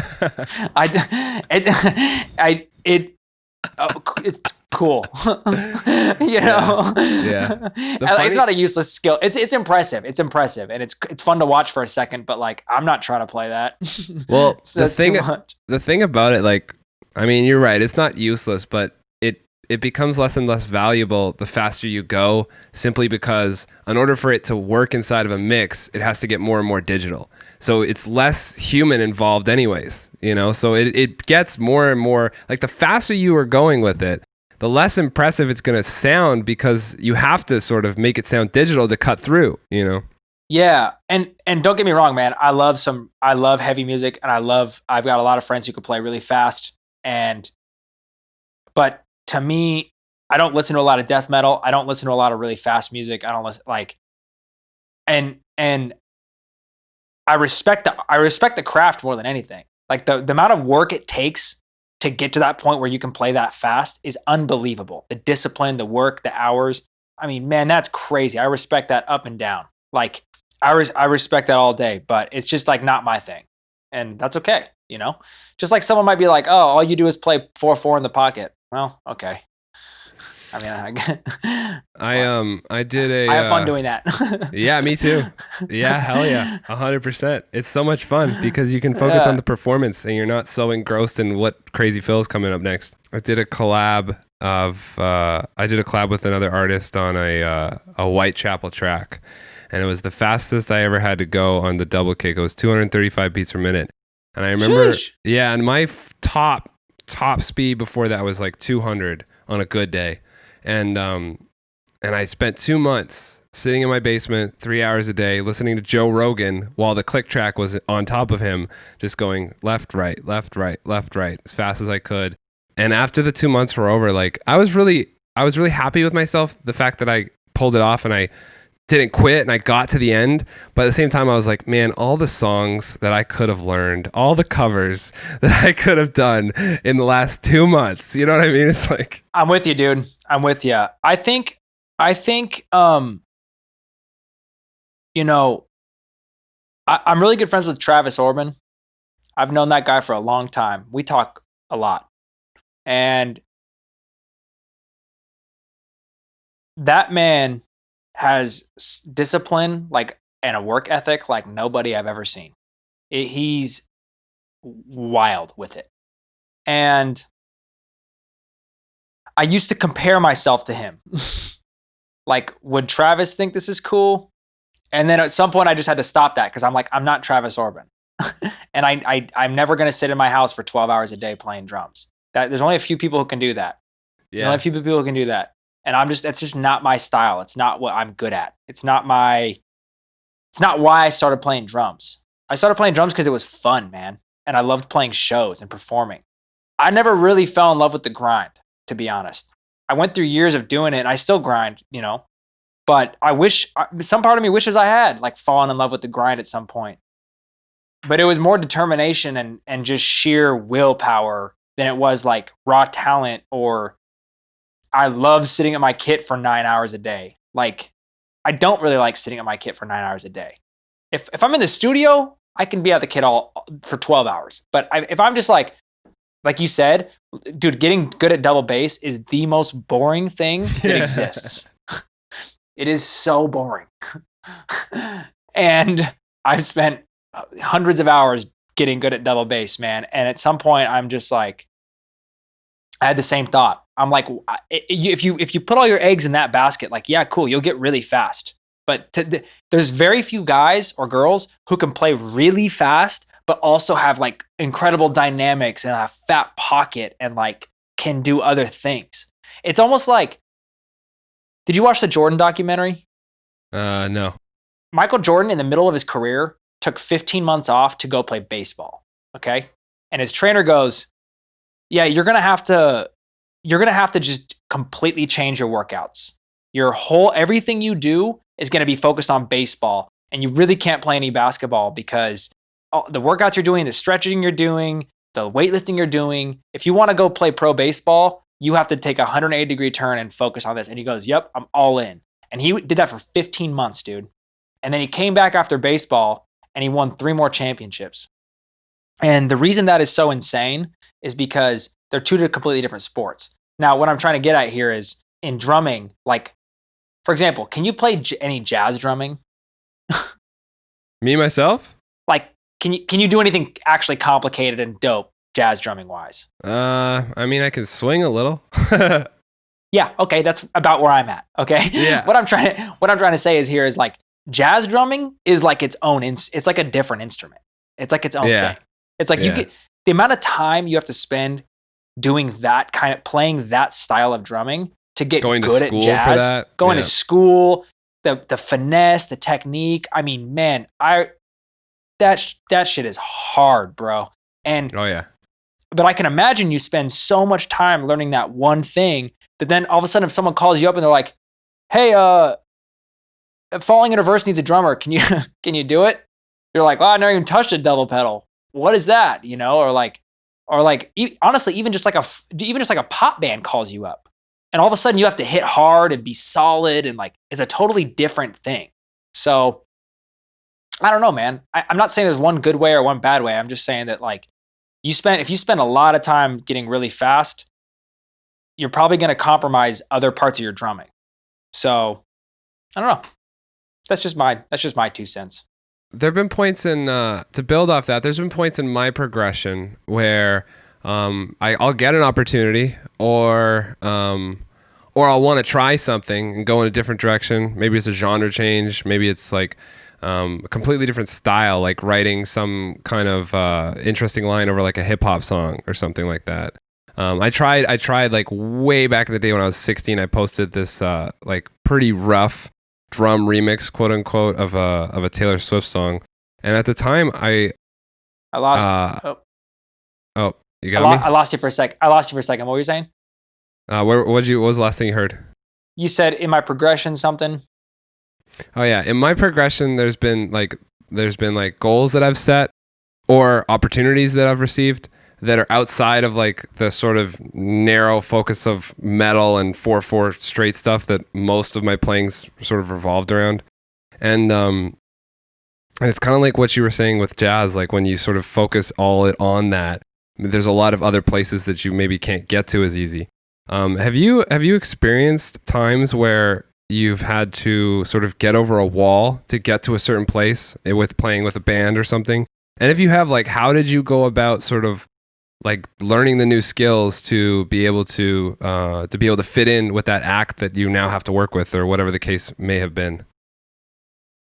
Let me go back for a second and say that I hope if anyone is still listening that they know that I'm mostly joking half the time that I say anything, and that I don't actually have anything against playing fast. And also, if someone tried to call me and hire me for a jazz gig right now, I'd be screwed because I did not know how to play jazz.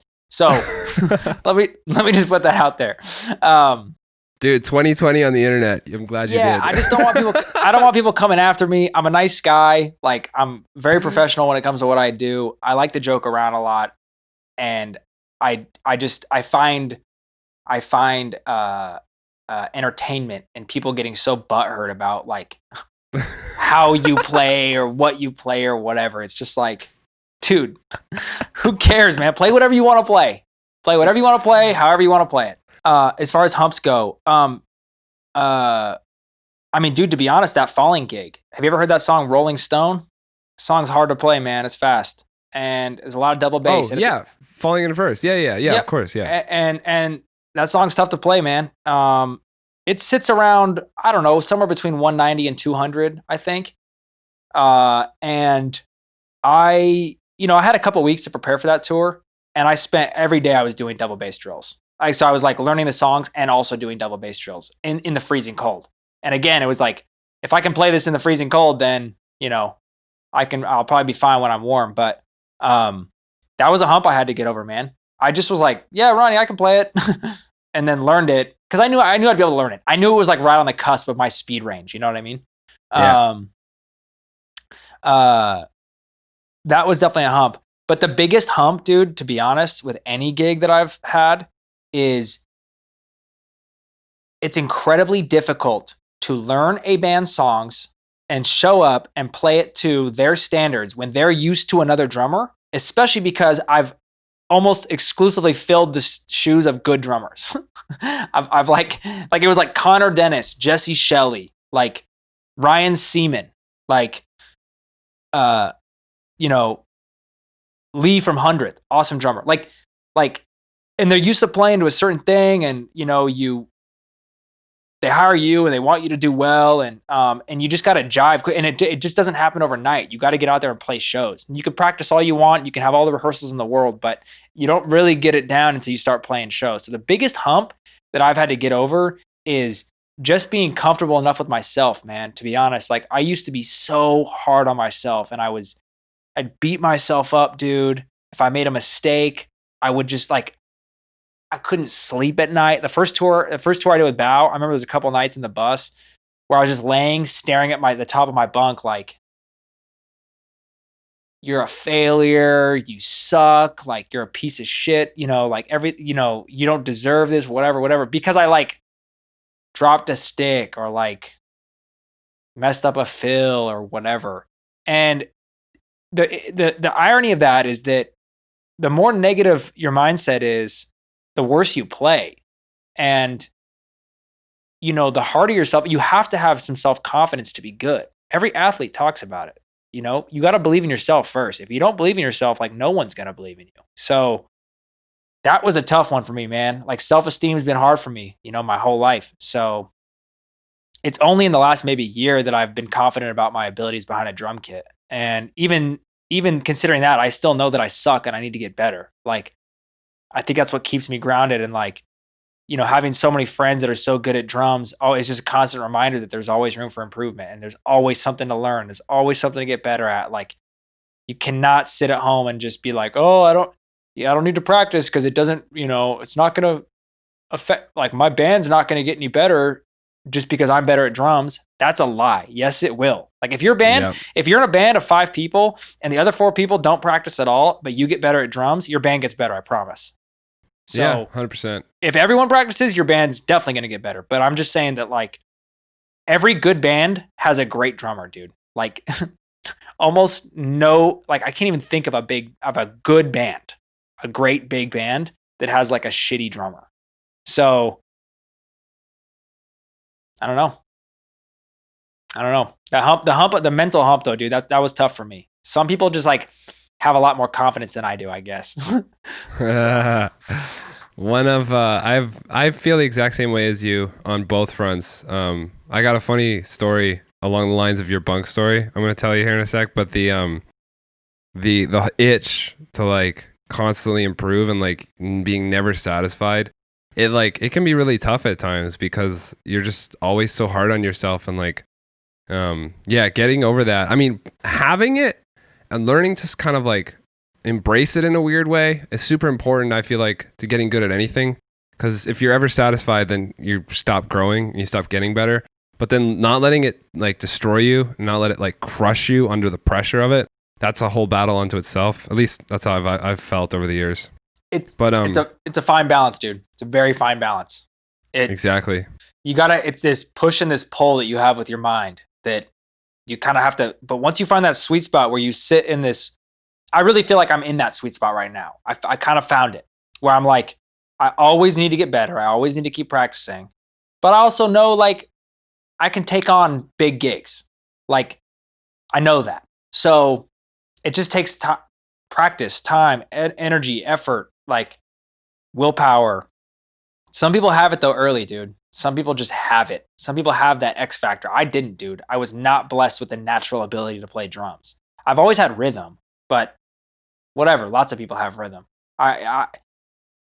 There was no like stars aligning. My dad didn't play drums. I didn't have an influence. I never had a mentor. The closest thing I've ever had to a mentor probably is Travis Orban, but he lives completely across the country in Delaware. And we've only actually hung out in person a handful of times. Like it's not like I get to get pointers from him all the time. Of course I ask him questions here and there, but I also don't want to annoy the shit out of him. Yeah. But I don't really have like a drumming mentor, and I wish I did. And I hope I can be that for someone someday, I hope I can help guide. I feel like I was kind of that for my brother, but he's really taken this front of house role that, Yeah. But I hope I can be a mentor to younger drummers one day, man, because I feel like I do have a lot of like real life advice when it comes to touring. Not just, teach you how to do a paradiddle, but like teach you why knowing how to do a paradiddle is important. You know what I mean? Yeah. So, yeah. Well, I mean, even past like the drum set, the fact that you're, doing a podcast and showing people what's really going on, like that in its own way for a lot of early musicians trying to get into this can definitely be like a form of mentorship for sure. I mean, a lot of like ever since podcasting really blew up in the last little bit, I find that like more and more I'm really using it as a platform to like educate myself. And I started to realize that, and it wasn't intentionally, you know what I mean? Like, when you sit down and read a book, you're like, all right, today we're going to better ourselves. We're going to learn whatever it is that this topic is. But like with podcasts, like, I don't know, you kind of just stumble into knowledge and then it starts coming out in places. I agree, man. I agree. There's, that was another thing I wanted to do with Bunk Alley. You know what I mean? I wanted to not scare any kid away from wanting to play drums or wanted to join a band or whatever, because I mean, you've heard it 1,000 times, dude, and I'll just say it again. Like, if I can do it, anybody can do it, bro. Like, there's nothing special about me. It's literally just will, determination, grit. That's probably the most special thing about me is I'm not a quitter. And like, yeah, I guess my parents instilled that in me when I was young. My dad always told me, no matter what job you're doing, do the best you can. Like, I don't know. But I'm never afraid to outwork someone. So there's that. And like I said, I get a lot of motivation from athletes, man. Like, rest in peace, Kobe. But like, dude, nothing hypes me up more than hearing that Kobe would like lose a game and then go back into the gym and be shooting until 2 a.m. or whatever. And then go home and sleep for like 4 hours and then be back at the gym at like 6 a.m. again. Like, that's crazy, bro. That's crazy. Yeah. And when I failed behind a drum kit, I've reminded myself of stuff like that. Like one time Kobe Bryant said he'll miss 40 shots in a row and take the next one, or 50 shots in a row and take the next one, something like that. That's savage, bro. But it's like, it's true. You have to have that sort of self-belief, that confidence that like you're going to fail, you're going to make mistakes, you're going to disappoint people, you're going to screw up on stage, you're going to drop sticks. But playing shows is the best thing in the world. And, I've always found a lot of solace and comfort in a venue. So, trust me, Connor Dennis told me one time, he told me there's 3 kinds of mistakes. He said,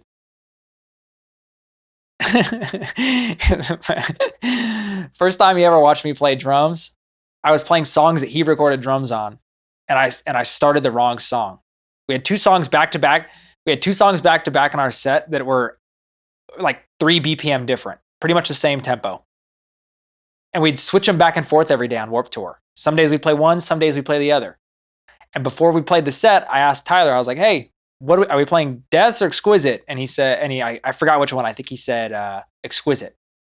Oh no, he said Deaths. He said Deaths. And I'm like, all right, we're playing Deaths. That's Great Black Wing. And it comes to that song. I'm like, all right, here's Deaths. I know the set. We're on Warped Tour. We're playing the same songs every day, except for these two. They're switching back and forth.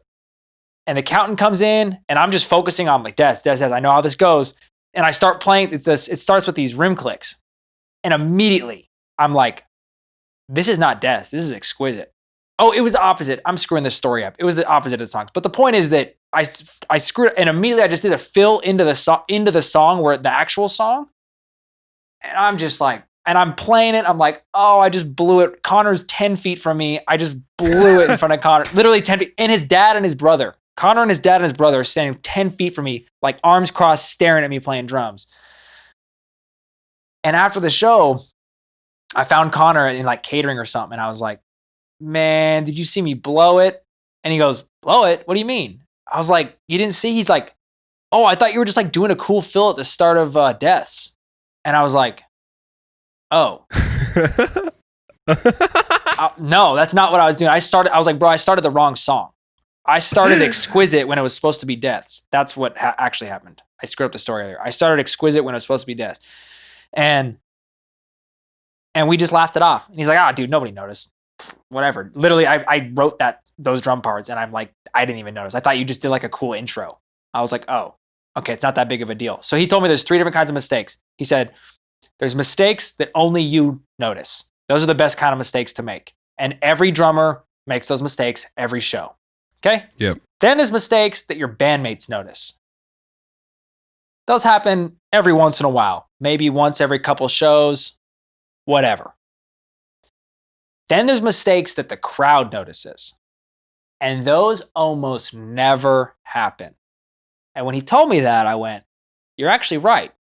There are so few times I've ever been watching a show in my whole life, of all the shows I've seen, where I have noticed. I've even watched bands where I know the drum parts like left to right? Like just back to front, I know the drums. I don't notice a single mistake. But now that I've played professionally and played so many shows and seen so many artists play and stuff, I'm like, I know these guys have I know they're making mistakes in there. They're just good at covering it up. So I took that advice to heart, man. I think that's really good advice. You just got to remember that there's a bigger picture, dude. Like, it's not about you. It's about are the kids in the crowd having fun? And trust me, they're probably having more fun if they see you drop a stick. I think the greatest single piece of advice that anybody could take away from this podcast is the little bit of a theme that the last bit of the conversation has kind of taken, which is that there's going to be a lot of mistakes, and that I think personally the most important attribute to any successful musician is that they do not quit and that they can learn from their mistakes. Because I found, I mean, you hear stuff like that all the time. Like, there's this thing that's like, your greatest success is at the tail end of your greatest failure, and like concepts like that all over the place. But even in my own career, like, I can trace back every big fuck up to like the very first band that I was in that I got kicked out of when I was like 14 years old because I didn't show up to band practice, and I can trace all those back. And it was like after each one that either I dropped the ball or it was a group decision that just messed something up or whatever. It was like after each one, the next opportunity was just at least double. You know what I mean? Like, I went from playing in this one band that didn't even have a Facebook page and I got kicked out of at like 13, 14, whatever, right? Like, first experience in a room, in a jam session with guys. And then the very next band, I got kicked out of that, and that lit a fire inside of me, and I posted my first drum cover, and that got me this opportunity with a band that had 2,000 likes on Facebook, and oh my God, was I ecstatic, right? Yeah. But it was double, you know what I mean? Yeah. And then after that, the next band after that, same thing. Oh, it was times 2,000, actually. Pardon? I said it was times 2,000. Yeah, exactly. There you go. Exponential, right? It's all about learning from those mistakes and like not being afraid. And this kind of comes down to like, you really have to. It's like there's a line in Emotionless and White song in 570 by that band that's like it's a tagline into a breakdown. It's like, if you mean it, you will make it. You really have to mean it. Like, I don't think that I don't think that finding a way to, I don't think that figuring out a way to make money in this industry is possible unless you truly set out to do that and you truly mean it. And not just money, but success, opportunities, all the things that come with it, right? And like, you really have to, because there's so much that's going to beat you down and convince you that you need to quit, that if you aren't really serious and you aren't wholeheartedly invested in it, you don't stand a chance in the long run. I don't know. At least that's my opinion on it. Dude, yes. I have so much to say about this. One thing I've always done for as long as I can remember, the cost of drum, like if I need a piece of drum gear, if I need something, I don't really think about the cost. I just go get it. Like, and what I mean by that is like, when I was in local bands, when I finally did join my first local band, I was 21 I was 20. And I remember being nervous because I didn't have like super nice gear. And I remember being like really self-conscious about it. And in hindsight, that's hilarious because like nobody in the band had nice gear. But I remember getting a grant check from college. One of my like student loan checks, basically. It was either a loan or a grant. And it was like $4,000 or something. And I spent like $1,600 on cymbals because I was like, I had just joined this first local band that did tours, and I was like, I need good cymbals. I don't want to look like a scrub.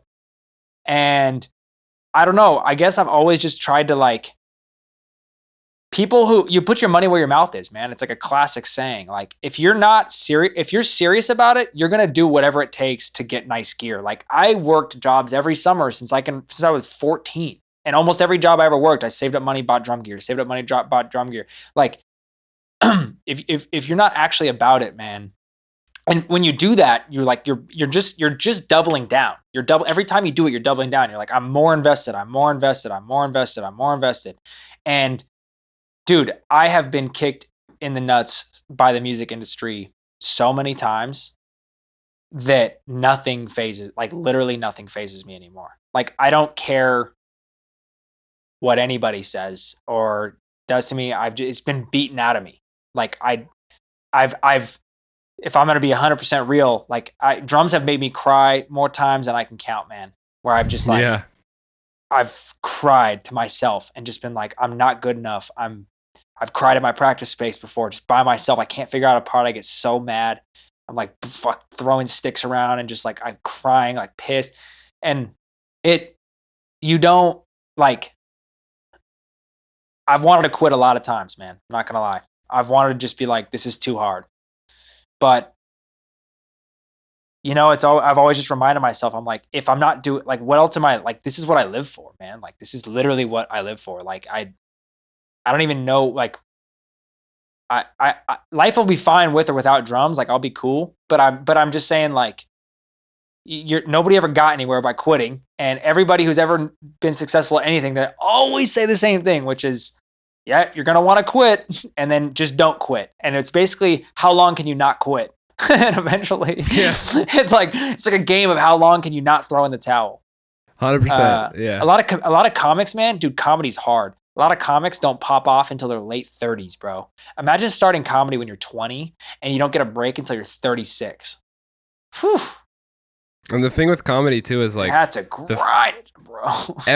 every night the failure is so public. Dude. You know? It's not just like messing up in front of your boys at band practice. It's like you are bombing in front of 40, 50, 100, 1,000 people. Like eating shit, and you have no one to go talk to about it except for like you and your manager.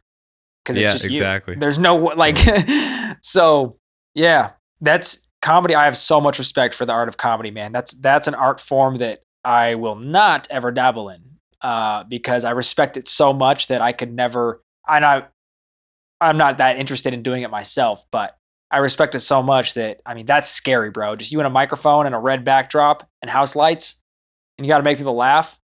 That's hard, bro. Those people have determination. Yeah. Those people have determination, man. Yeah, you got to be a whole other kind of crazy. The music industry is one thing, but there's no production. Nuts. There's no smoke and flames and lights to hide behind. Yeah. You're either funny or not. You got an SM58. You got an SM58 and a bottle of water, and you better make people laugh. So Well, dude, I feel like this is a really great place to end it. Yeah. This has been a blast, man. I can't thank you enough for taking the time to do this. And I don't know. I had a great time. A lot of this stuff really resonated with me. And I hope everybody watching at home, if you've made it this far, I hope it resonated with you and you took something away from this. Especially the most important part is what we're kind of ending on here, which is, it's just how long can you not quit? And you'll eventually get there. It's true, man. Yeah, dude, thank you for your time. Thanks for having me. Like I said earlier, it's fun to kind of be on the interviewee side. Yeah, I appreciate your time, dude. I hope people enjoyed this. You can always hit me up, ask me questions about drums or life or whatever. Like, I'm usually an open book. I'm sorry if I'm sorry if I offended anyone. I didn't mean to. What are you gonna do? It's Twitter, it's YouTube. Everybody's always offended. True. So, where can everybody connect with you? The best place would be Instagram, just at Anthony Ghazel. Feel free to send me a message or whatever. If you're interested in the podcast or have questions about the podcast, you can email bunkalley@gmail.com. Or if you have a guest that you want on, like I'm always up for guest suggestions, because if I don't know them personally, I'm usually like one contact away from getting a hold of someone. You know what I mean? Yeah, I got you. If someone said they wanted, people really wanted to hear Chris from Motionless in White, I'm sure I could, connect the dots somehow.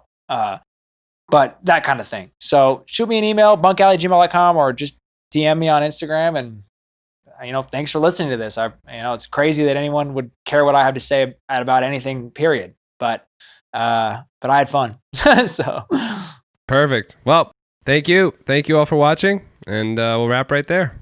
All right. Thanks, bro.